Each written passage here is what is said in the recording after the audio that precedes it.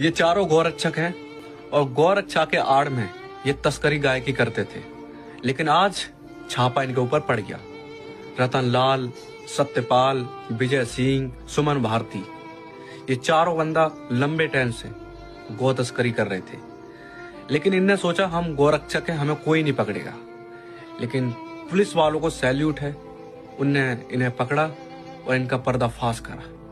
अब ये मत बोलना ये अब्दुल है, पूरी इन्वेस्टिगेशन हो चुकी है इनकी। पहले भाई की बात सुनो। थाना लंका को एक बड़ी सफलता प्राप्त हुई है। अभी चेकिंग की जा रही थी पुलिस के द्वारा, जिसमें एक टाटा एस गाड़ी में 3 गोवंश प्राप्त हुए। उसकी जांच की गई, पूछा गया, पूछताछ की गई।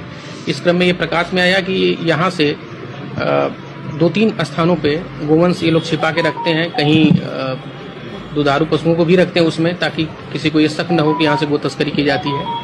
और धीरे धीरे छोटी संख्या में पार कराते हैं, बिहार ले जाते हैं, दुर्गावती नामक स्थान पे ले जाके बेचते हैं, गो तस्करी करते हैं। इस क्रम में जब उन स्थानों पे भी चेकिंग की गई, छापा मारा गया, तो कुल अन्य 55 गोवंश भी मिले। इस प्रकार कुल भारी संख्या में कुल लगभग 58 गोवंश प्राप्त हुए हैं।